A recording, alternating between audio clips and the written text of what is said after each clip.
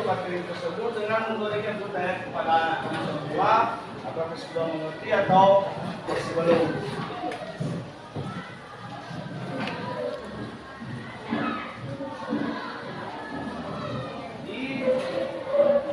Bapak ingin bertanya, mungkin di dalam buku tersebut tidak ada karena hanya di dalam buku tersebut hanya ini aja.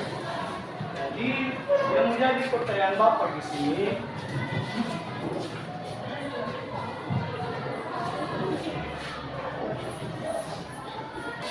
jelaskan mengapa para pendiri negara Kesatuan Republik Indonesia ini atau para yang dulu memperjuangkan negara Indonesia ini menekankan kepada kita rasa persatuan dan kesatuan. Mengapa? Ini asal lagi. Mengapa para pendiri negara kita ini menekankan pentingnya persatuan dan kesatuan? Siapa yang bisa menjawab? Anak-anak kami buka halaman 151.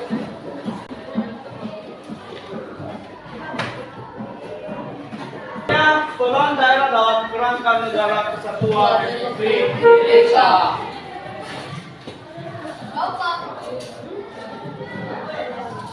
Baik, tadi Bapak sudah menyampaikan judul besar kita pada hari ini mengenai peran daerah dalam kerangka negara kesatuan Republik Indonesia.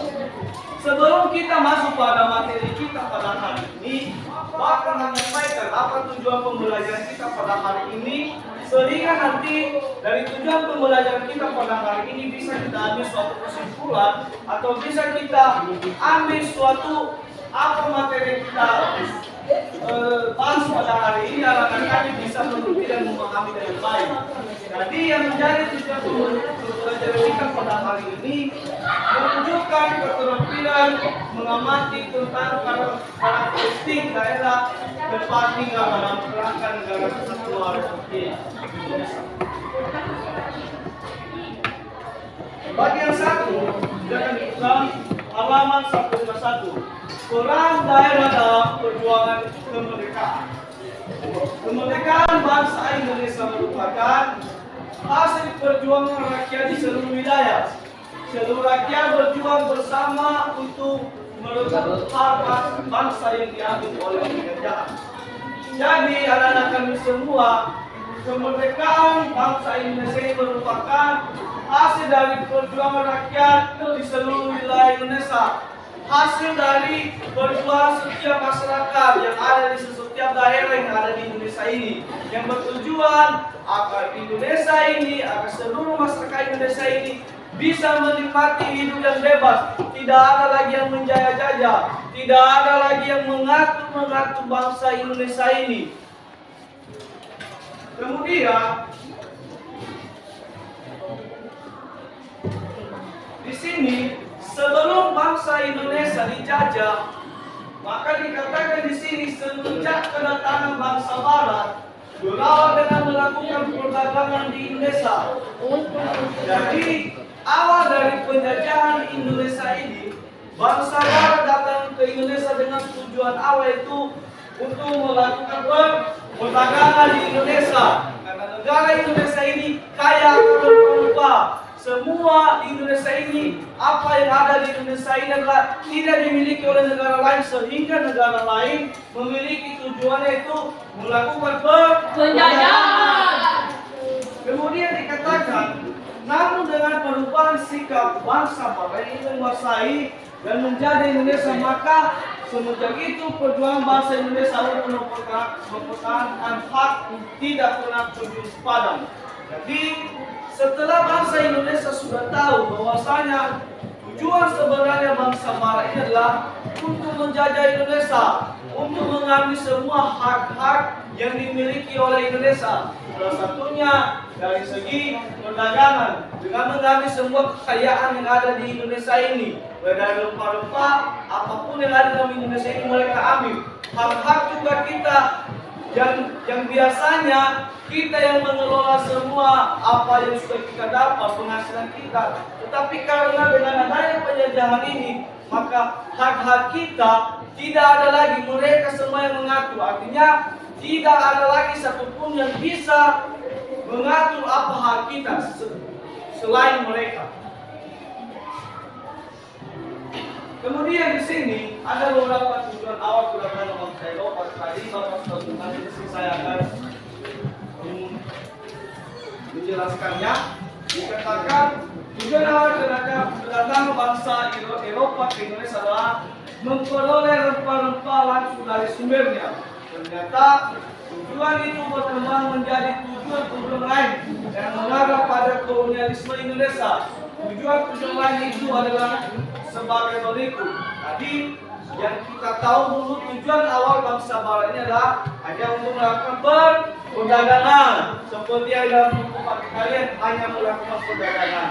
Jadi ini nanti di atas Bapak akan menjelaskan. Jadi kalau ada soalan lagi yang mau dicatat, silakan dicatat. Pertama, menguasai perdagangan rempah-rempah langsung dari sumbernya. Caranya, ini cara bangsa Barat atau bangsa Eropa melakukan perdagangan melalui rempah-rempah yang diambil langsung dari sumbernya, yaitu dengan menerapkan monopoli perdagangan. Dengan monopoli, bangsa Eropa bertindak sebagai satu-satunya pembeli dengan harga yang mereka tentukan, tidak sudah tentu merugikan para petani rempah-rempah. Jadi ini bangsa Eropa ini itu mereka yang mengambil keseluruhan. Yang tujuan awal mereka ingin mencari rempah-rempah daripada akhirnya mereka menjajah.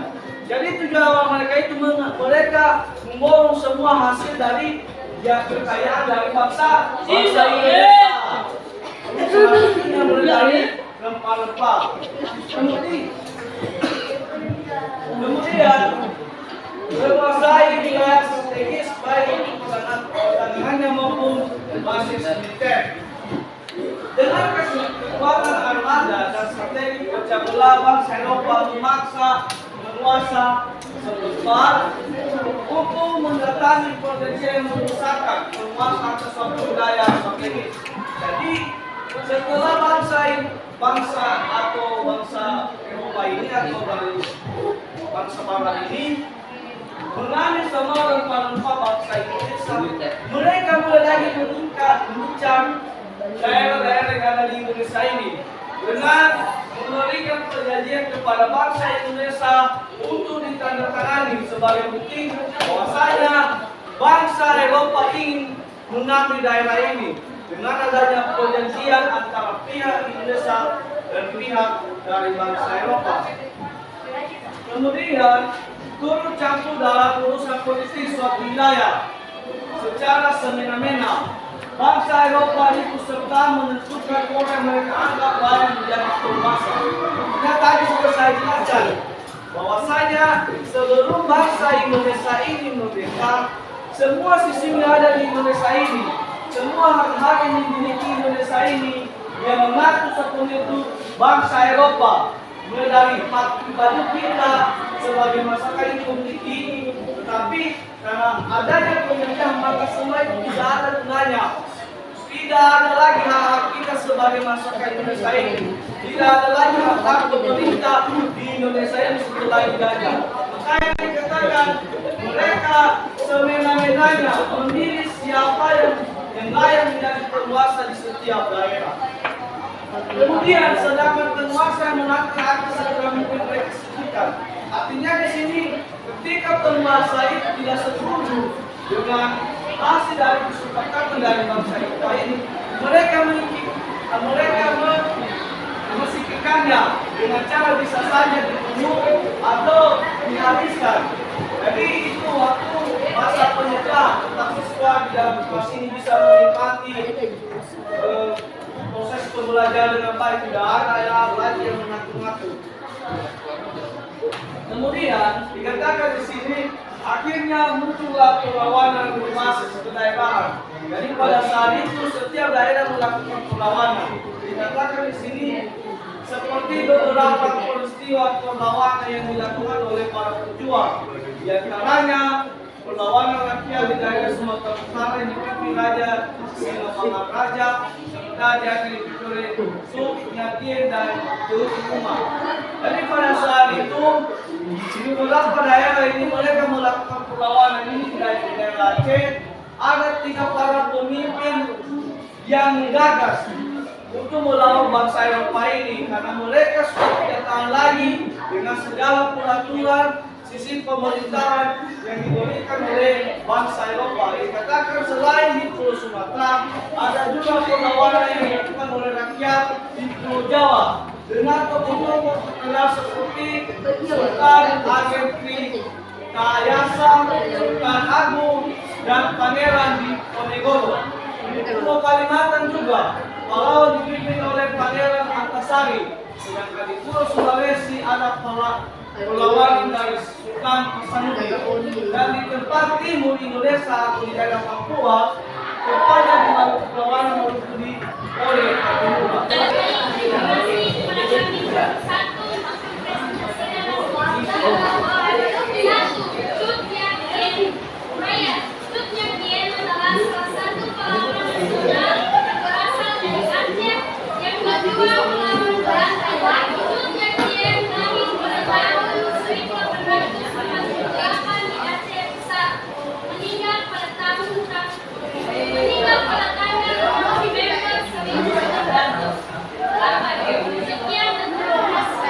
Baik, sekarang untuk kelompok 1.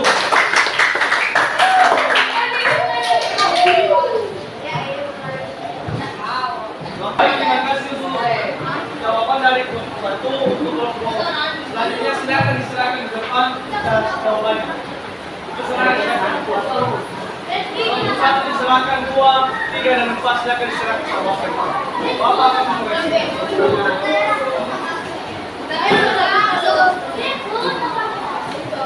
Mana kelompok 2?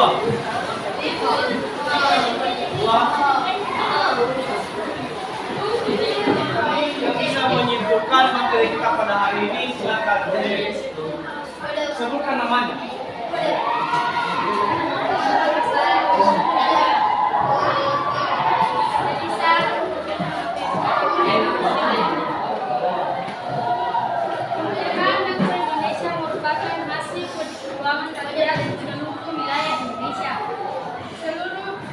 Berjuang bersama untuk merebut hak bangsa yang diambil oleh bangsa Barat berlawan dengan melakukan Mulai dari anak bangsa kembali ke tambah. Ini bakal menunjukkan materi pada hari ini silakan dibacakan. Kesimpulan dari materi kita pada hari ini katakan kemerdekaan bangsa Indonesia merupakan hasil dari perjuangan rakyat di seluruh wilayah Indonesia. Seluruh rakyat berjuang bersama untuk merebut hak bangsa yang diambil oleh penjajah semenjak kedatangan bangsa Barat berlawan dengan melakukan perdagangan di Indonesia. Namun dengan perubahan sikap bangsa Barat ini menguasai dan menjajah Indonesia, maka semenjak itu perjuangan bangsa Indonesia untuk mempertahankan hak tidak pernah tujuh padam. Jadi itu kesimpulan materi kita pada hari ini. Sekarang kita akan menunjukkan demikian materi kita pada hari ini. Kami silakan dibaca-baca dan dilihat kembali di rumah. Minggu depan Bapak akan menanyakannya. Terima kasih. Selamat siang.